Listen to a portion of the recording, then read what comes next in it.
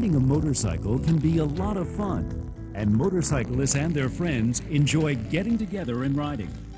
But unfortunately, statistics show that motorcycles are not the safest mode of transportation. Motorcyclists are 16 times more likely to die for every mile they ride than someone driving a car. 80% of police-reported motorcycle crashes result in injury or death. 2,100 motorcyclists are killed and 56,000 are injured in crashes every year.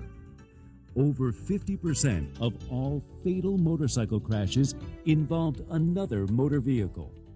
Although these statistics are compelling, there are ways to protect riders and lower the risks associated with riding. Experts know that the best way to keep motorcyclists safe is by a comprehensive approach that focuses on preventing crashes, reducing injuries, and providing for rapid emergency medical response if a crash occurs. Rider education courses taught by trained instructors give riders the skills they need to safely operate a motorcycle in all kinds of road and weather conditions. Obtaining a motorcycle operator's license certifies the rider's skill in performing basic handling skills. All 50 states require riders to obtain a motorcycle license. Riding alcohol and drug-free is still another part of preventing crashes. Because riding a motorcycle involves intense focus and coordination, riding under the influence of any alcohol or other drugs decreases the operator's ability to ride safely. Working to prevent crashes by training and licensing riders is an important step. But when crashes occur, and they will, perhaps through no fault of the rider, riders need to be protected from injury.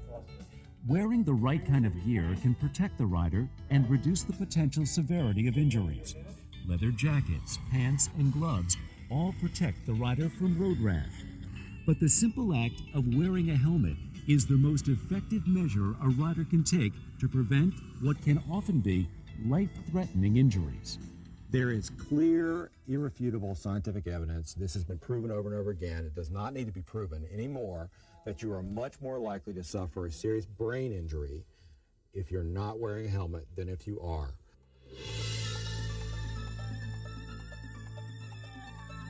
Finally, rapid and appropriate emergency response after a crash occurs is also important. Trained emergency medical service personnel provide life support at the scene and during transport to the optimal emergency care facility. Their expertise can save lives. All of the elements of the comprehensive approach are important to make riding safer for motorcyclists. But experts recognize that the most important factor affecting riders' safety is wearing a helmet. And the proven way to get all riders to wear their helmets is through a law. And that's because riding a motorcycle is not like riding in a car.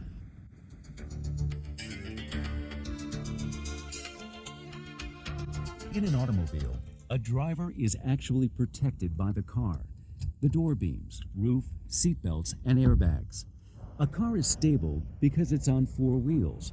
If a crash occurs, occupants have some protection. That's not the case with a motorcycle. The vehicle provides no protection in the event of a crash. The rider can be thrown from the bike, strike anything in his path, and always the ground. His body, and often his head, takes the blows, and the results can be devastating.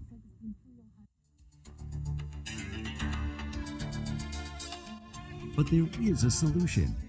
Helmets reduce the likelihood of serious head injuries and often prevent death in a crash. These helmets decrease not only fatalities, they decrease even with head injuries, they decrease the time you're in the ICU, they decrease the time of unconsciousness, and they decrease the amount of subsequent brain injury residual. We can look at motorcycle helmets like a vaccine for brain injury for motorcyclists. People that use the vaccine, the helmet, are much less likely to have a brain injury than people that don't, just like any other vaccine that we provide to all of our population.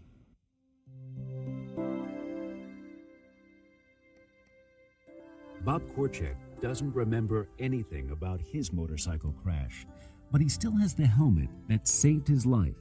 The actual motorcycle crash itself, I remember nothing about. Just from reading and all the reports that were done on it. It was August 27th, about 9:30, and I was coming from an after-work friends meeting we're having in his house, and I was run over by a drunk driver. I must have got off the bike. That's the only thing the accident recreation people can estimate is I got off the bike and let it go, because it was just knocked into the woods. And I was pinned underneath the hood of his Ford Bronco 2 from the shoulders down. I can honestly say that the helmet saved my life.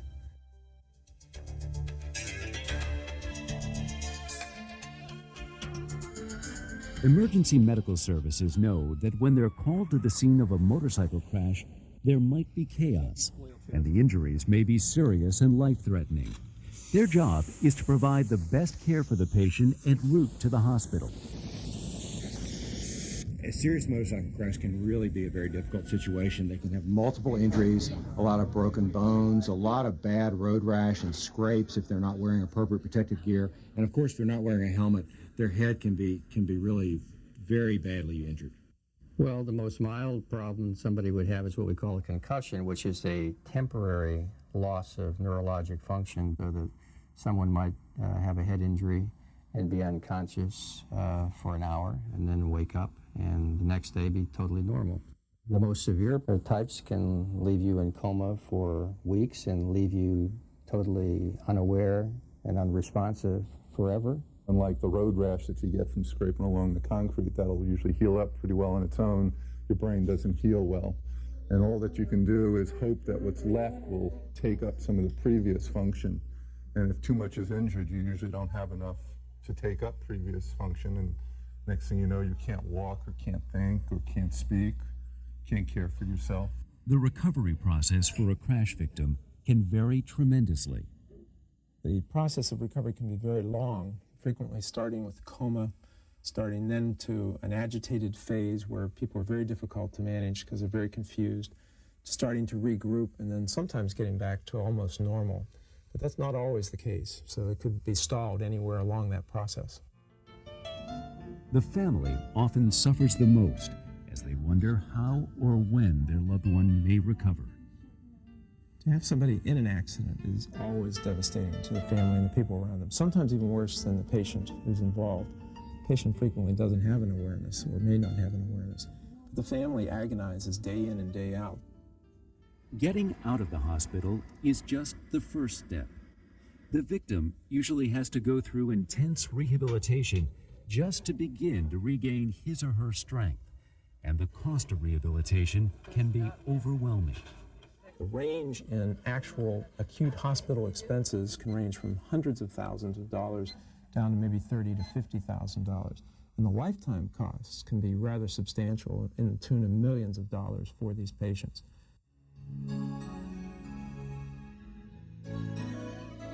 Doug Wilson considers himself lucky. When he was involved in a motorcycle crash 5 years ago, he was just 22 and in his senior year of college. Then his world changed and would never be the same again. I've been riding motorcycles since 1987, 88, and then March 23rd, 91 is when I had first time I dropped it, first time I ever been in any kind of accident, first time I ever broke a bone was that night. I spent 8 days in a coma, and I spent a total of 85 days in the hospital. Got down to about 115 pounds. When I came out of the coma, I couldn't walk, talk, I couldn't sit up in the bed, I couldn't do anything. They had, IVs and everything. I mean, I was even in diapers again. I was a newborn again. Most people grow up once. I had to do it twice. I was not wearing my helmet when I had the crash. I was a college student. I was invincible. I was young. It was never going to happen to me. Sometimes I wore it. Sometimes I didn't. It wasn't a law. It wasn't mandatory. I didn't wear it that particular evening. And that night, things changed. I broke two other bones. I broke 3 total. One was my pinky. The other 2 were the orbit to my eye, and my cheekbone was shattered. And I have metal here and here. And so most of it was to my head. We've all heard of the $1 million man. Well, I'm the $500,000 man. My message about helmets, I think everybody should be required to wear a helmet. And I say that, people are like, that's my right, I can choose this and that. And I hear it all the time, that's right. But the thing is that it doesn't affect just you. No one's an island. But when you do something that affects many other people, you don't have that right.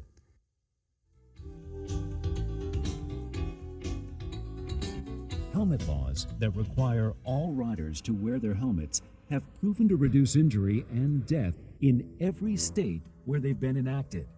And they end up saving taxpayers millions of dollars that would go to support crash victims in their recovery.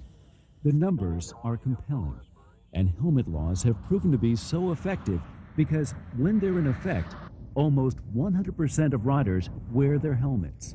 Look at Maryland, for instance. In 1992, the legislature passed an all-rider motorcycle helmet law. The first year that law was in effect, there was a 26% reduction in fatalities. This year, there was a 50% reduction in motorcycle fatalities. We found that the number of people hospitalized for motorcycle injuries went down by over a third. The number of people hospitalized for head injuries went down over a half. The number of deaths dropped by 37% the first year, and the proportion of hospitalizations that were for head injuries fell. The total cost for motorcycle injuries was down about $30 million in each of those first 2 years after the law was implemented. We saved $8 million in 1995 as a result of having helmet laws in place. All-rider motorcycle helmet laws are important to the community because they save lives and save taxpayer dollars.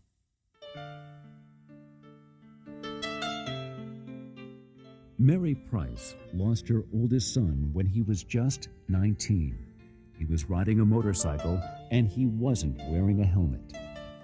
And I constantly told my son to wear his helmet. I told him 2 days before his crash, I told him, Jimmy, I don't want you riding your bike without your helmet. And he threw his arms around me and gave me a hug and a kiss and told me not to worry. That was 2 days before his crash. The crash occurred in daylight in the afternoon after Jimmy went to the local high school to pick up a girlfriend. So he left the house and drove over to the high school. Couldn't find the girl, thank God. And he was on his way back home, and he was following a car, and the car veered to the right. And I believe my son thought the car was going to turn right, but in fact the car made a U-turn, and my son hit the car broadside going 45 miles an hour, and he flew over the top and landed on the back of his head. He was taken to the hospital. He was in a coma for 3 days, at which point he passed away. The death of her son did not signal the end of Mary's horror with motorcycle crashes. A week after Jimmy died, Mary witnessed a motorcycle crash. I turned the corner and I saw this motorcycle laying down, and I parked my vehicle. I ran over to the motorcyclist, and he looked up at me and he said, my legs hurt. The only difference between him and my son was the fact that he was alive, talking, and wearing a helmet. These powerful experiences fueled Mary's desire to make a difference. She became an activist who, deservedly, gained much of the credit for getting a universal helmet bill passed in California. The process took over 5 years, years well spent in Mary's eyes. When you sit next to someone that you love and watch them take their last breath and know that because they died, others now are going to live,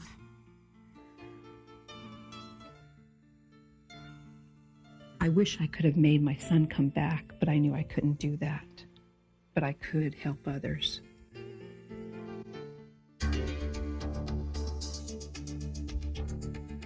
With all that's known about making motorcycles safer, it's clear that a comprehensive program that focuses on preventing crashes, reducing injuries, and providing for rapid emergency medical response is the right approach. And the laws that require riders to wear their helmets are an important part of any motorcycle safety program. Helmet laws make sense for everyone, for the motorcyclist, for the family, and for the community. With laws in place, injuries and fatalities from crashes are greatly reduced. Taxpayers save money, and everyone is protected. But without motorcycle helmet laws, We all pay the price. All of us. We all pay the price. We all take care of these people. Their family and their friends are all devastated. They are lost to the workforce, they're lost to the tax base, and they overwhelm some of our hospitals in places where there are a lot of motorcyclists that don't wear helmets. This is a public health issue just like any other public health issue. I support the helmet laws as a matter of good public health. I believe very much in prevention, and wearing a helmet on a motorcycle prevents severe head trauma. So when you look at the cost itself from a financial standpoint, the human costs, and then the emotional costs, I think it's clear that maintaining the helmet laws is the right thing to do.